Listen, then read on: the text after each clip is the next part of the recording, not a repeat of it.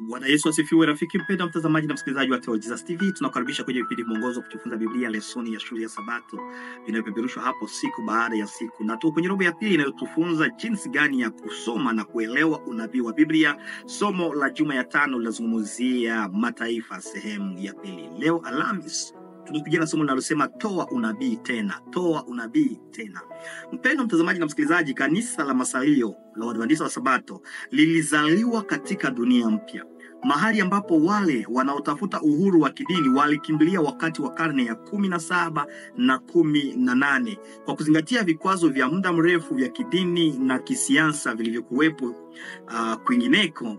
Inatia shaka kwamba kuanza kwa vuguvugu hili ungetokea kwa haraka au kwa nguvu katika sehemu zingine kama ilivyokuwa katika nchi mpya iliyokuja kuwa Marekani. Kwa hivyo leo nitakusihi kusoma Ufunuo 10:1-11 inayoelezea kuanza kwa vuguvugu hilo. Tafuta baadhi ya vipengele tulivyojifunza kama vile mataifa, nchi na bahari, ukitumia pia tahadhari ifuatayo ili usitoe maana yako mwenyewe tofauti na inayokusudiwa katika kifungu hiki. Ni uelewa gani unaoweza kupata katika maelezo haya?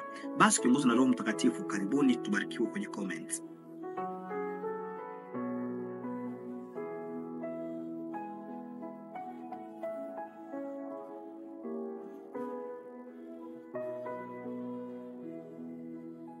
Mpendwa rafiki, baada ya usomi, ikiwa umekuwa mwaminifu kusoma, tunaweza kuelewa ya kwamba Ufunuo wa sura ya 13 kwanza unatuonyesha nguvu ambazo zitashambulia watu wa Mungu kutoka nchi kavu na baharini. Na Ufunuo wa sura ya 10 unatuonyesha watu wa Mungu wakihubiri ujumbe wa mwisho katika nchi kavu na baharini, ama katika ulimwengu wote. Ninakusihi mpendwa, unaisoma Biblia na unabii kwa makini, ukijiandaa ya kwamba karibuni wana wa Mungu watashambuliwa. Watu watajiunga kama mtu mmoja kwa ajili ya kuwatesa wale ambao watakuwa waaminifu kwa Mungu, wanaoshika imani ya Yesu Kristo na kushika amri 10 za Mungu. Ufunuo 10:1 inaonyesha hapo mtu ambaye wanazungumzia kama malaika mwenye nguvu. Malaika sio tu anayekuwa na mabawa, lakini ni mtumwa ambaye anatumiwa akimtumishi, ndio.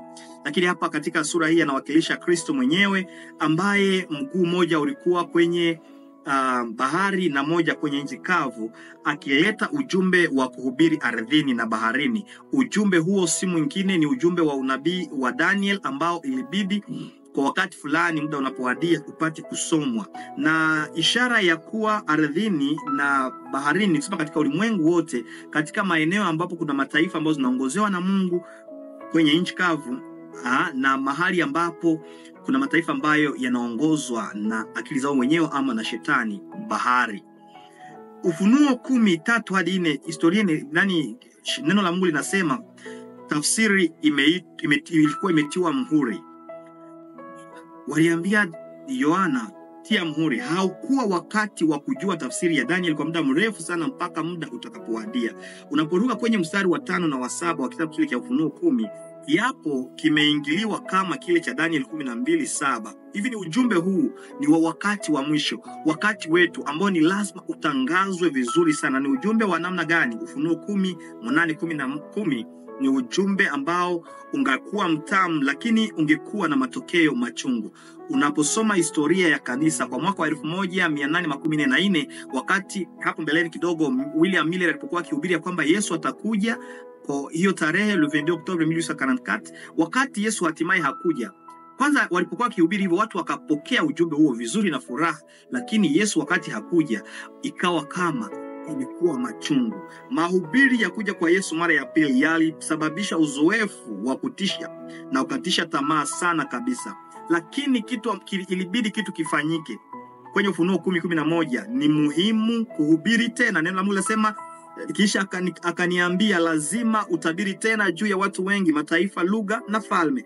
Kwa hivi kanisa la Waadventista wa Sabato likitokana na uzoefu wa kukatishwa tamaa sana, lazima ilihubiri ujumbe wa mwisho kwa ulimwengu wote. Mungu akusaidie leo uwe miongoni mwa wanaoandaa watu kwa ujio wa Yesu, kwa sababu leo ndio muda wa kuandaa watu kwa ujio wa Yesu.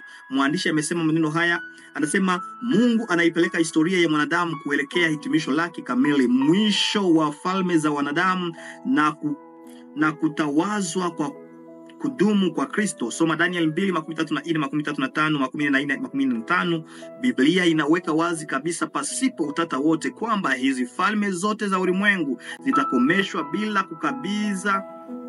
bila kubakiza alama zao na urithi wao mbaya, na mahali pake panachukuliwa na ufalme wa Mungu wa milele, ambapo dhambi, mateso, magonjwa, uovu, kifo havitainuka tena.